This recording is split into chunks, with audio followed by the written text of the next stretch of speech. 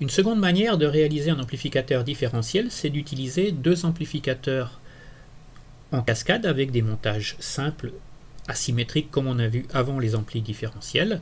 Donc on peut utiliser ici l'AOP1 et ici en second l'AOP2. Donc l'AOP1 c'est un montage que l'on connaît déjà. En fait c'est un montage amplificateur non inverseur. Donc AOP1 ampli non inverseur,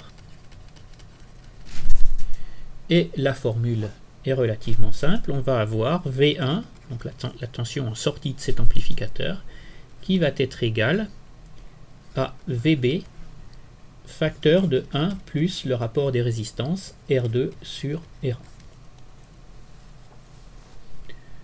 Pour AOP2, on n'est pas dans un montage connu, donc on vérifie que le montage est linéaire, et c'est le cas. On a bien rebouclage ici sur l'entrée moins, donc on a bien un montage linéaire avec V plus égale V moins. La tension V plus va être égale à VA. Et pour la tension V-, on va utiliser le théorème de Millman avec une branche qui contient Vout et R4 et l'autre branche qui va contenir V1, que je retrouve ici, et R3. Donc V- va être égal à Vout divisé par R4 plus V1 divisé par R3 et le tout divisé par 1 sur R4 plus 1 sur R3. Sous forme un peu simplifiée, en mettant R3, R4 au dénominateur en haut et en bas, on a Vout R3 plus V1 R4 divisé par R3 plus R4. Il reste à faire V plus égale V moins. Donc le R3 plus R4 ici, je vais le multiplier directement à VA, donc pour le V plus, donc je vais avoir VA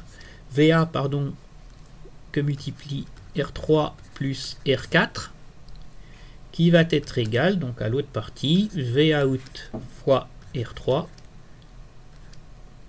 plus V1 fois R4. Il me reste à extraire Vout de tout ça, donc Vout va être égal à VA R3 plus R4 sur R3 moins V1, et là c'est simplement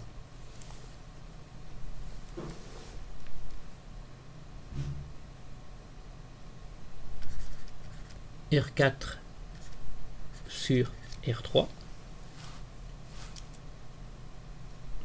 R4 sur R3, et donc il faut maintenant ici que je remplace V1 par sa valeur ici en fonction de VB, donc ça va être égal, donc le premier terme ne change pas, c'est VA R3 plus R4 sur R3 moins, donc VB facteur de 1 plus R2 sur R1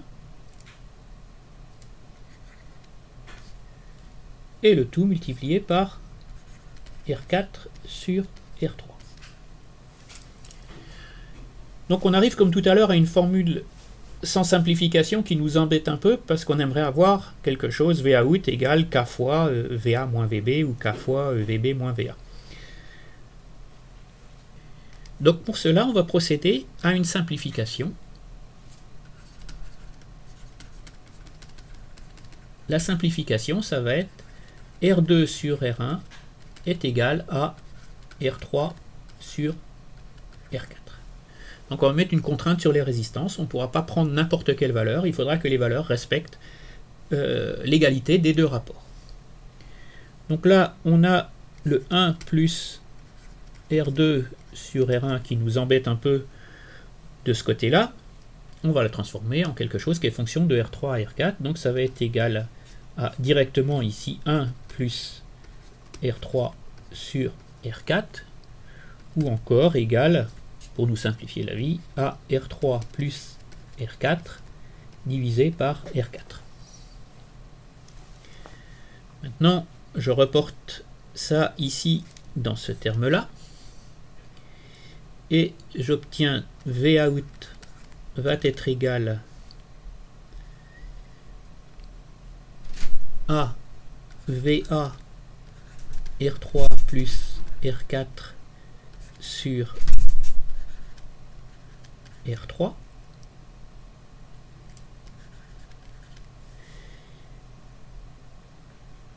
moins VB